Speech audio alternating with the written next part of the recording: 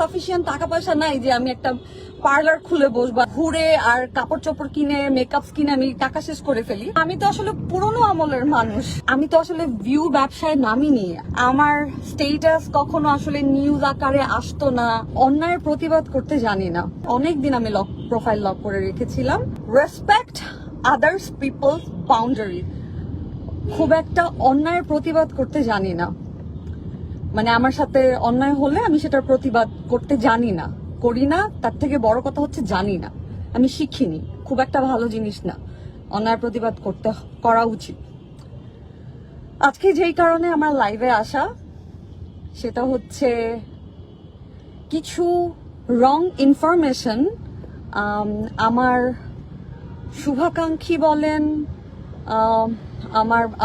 আমাকে যারা পছন্দ করে না, প্রত্যেকের জন্যই আসলে এই মেসেজটা আমার মনে হয়েছে আমার দেয়া উচিত।